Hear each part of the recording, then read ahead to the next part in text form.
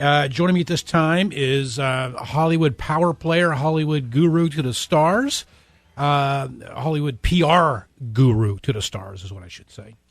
Michael Levine of Michael Levine Associates, been on the show many times to talk about Arnold Schwarzenegger and the sad saga that's unfolding right before our very eyes. Michael, how you doing?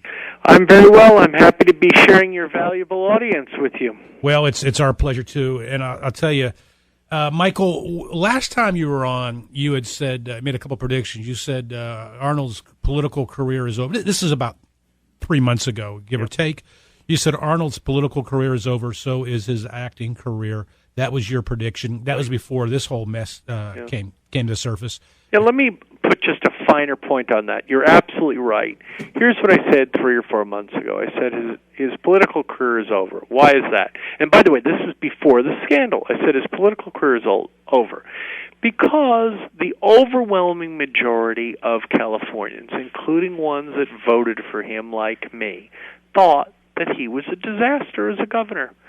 The only thing that Arnold Schwarzenegger was able to accomplish, and it actually is a miraculous accomplishment when you think about it historically, he was able to do something absolutely impossible to do. He was able to spend many years in Sacramento and actually make Gray Davis look good. That's it. So he was a disaster, according to most people, as a governor in the state of California. You know, and you define that generally, do you leave something better or worse than you found it? Well, I think most Californians think he left it worse. So, that's before the scandal. Now, with the scandal, any kind of fantasy aspirations he may have of being a political force in any way, shape, or manner, including appointed, are long. He is radioactive as a political force. Okay, so now I was proven right, though I didn't anticipate the scandal. As it relates to his Hollywood career, what I said is I wasn't as emphatic. I didn't think his career was entirely over. I thought that as a leading man action hero, it was over, largely because he's aging. He was never a great actor, which is fine. He's a very able force, but he's an aging actor and never a great actor. So I said that I felt 3 or 4 months ago that he was largely over as a major movie star. He could work, he'd have some notoriety. But now with this scandal, look, the last time I went to a movie theater, there were a lot of people sitting in that damn theater, and about half of them were women. And I don't think this scandal is going to prove to be a crowd pleaser with women. So yeah, well, good point. Let me ask you, I don't know how to ask this question, Michael Levine, without sounding tacky, so I'm just going to ask it. You being in the PR business, a superstar in that industry, I'm looking at a photograph of the mistress, and it is not consistent with the stud Arnold Schwarzenegger, a sex symbol of Hollywood. What does that have to say? You're looking at the photograph of the mother? Yes. Yeah, I understand. So here's what the water cooler talk around the world is. If he's going to screw up his marriage, why would he screw it up with a woman? You know, if he screwed it up with a supermodel bikini model, right? Yep. One would say, well, it's idiotic, but he's a man, and what are you going to do? But this is obviously not a lingerie model. This is a woman of average appearance. Some might even argue being kind. I'm being kind. Okay, but it's not. That's not to speak to her dignity or no, not at all. But it is to say that, my goodness gracious, there is an irrational thought process that's going on here, a compulsive or irrational thought process, and so there we are. I have said this story is so outrageous, so bizarre, so egregiously irresponsible that you have to think that maybe Shakespeare created the plot. It's, now think about it. I want your audience, if they can, to go through this with me. So once upon a time, there's a movie star. So 10 years ago, once upon a time, there's a movie star. He's married. He's married to a woman from the fabled Kennedy family. Okay. He has many kids. He's married to a woman. He's a major movie star. So he decides to have an affair with the housekeeper. Okay. He impregnates the housekeeper. The housekeeper chooses to keep her job. He keeps the secret. And he brings the child into the house, where the housekeeper actually puts the child on the lap of the mother, of the wife, right? Now, what kind of person would do this? What kind of mother, housekeeper, would take her child, knowing what she knows, and put it on Maria Shriver's lap, where she bonds with the child over a 10-year period of time? I mean, only Shakespeare could have written this. Now, to make this story worse, this major movie star decides it would be a really good idea, since he hasn't told his wife, to run for governor of the biggest state in America. Twice!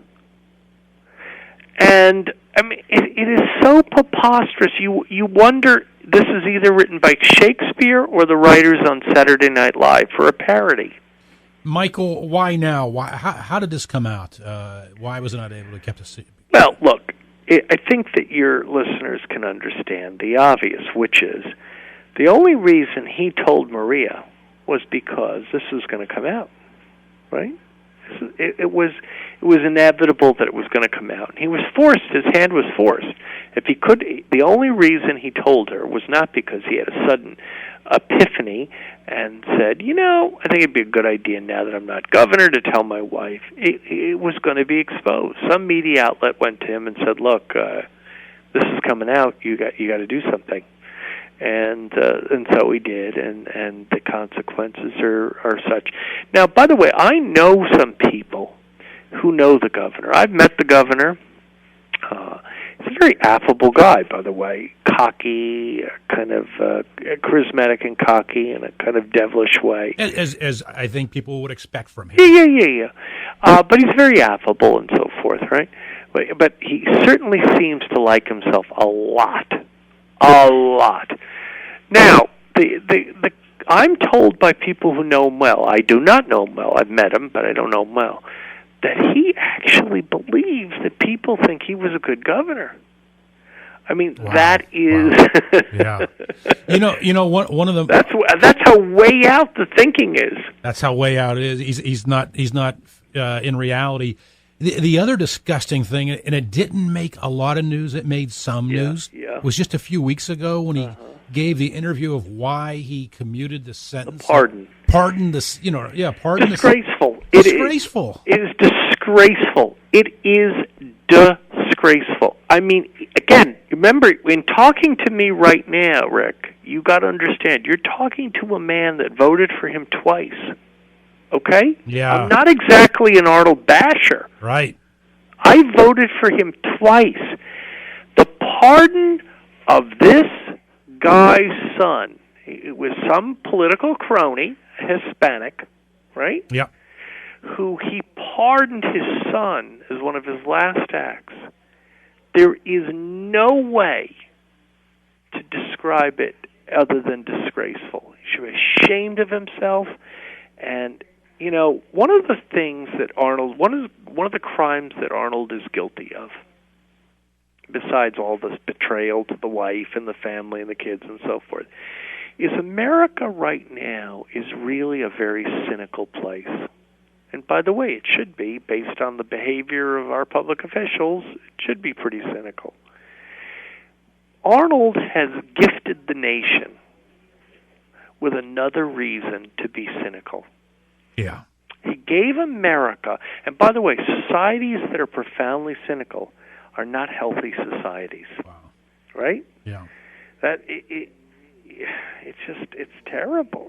That quote is profound, Michael Levine. Arnold has gifted America with another reason to be cynical. To be cynical, a valid reason, right? There were people in California that believed in him. Yeah, I was one of them too when he was first elected. I'm going to vote for the Terminator. He's going to do it.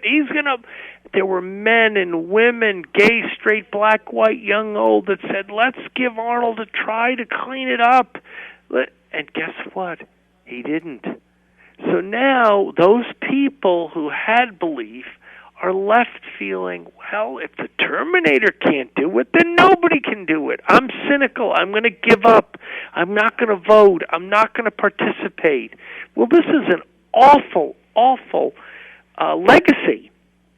And, On the flip side, Michael, I'm looking at some tweets on Twitter now from people listening to the show.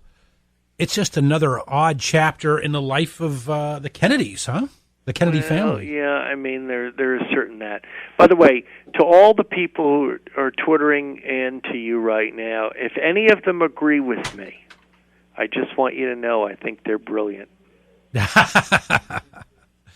All right.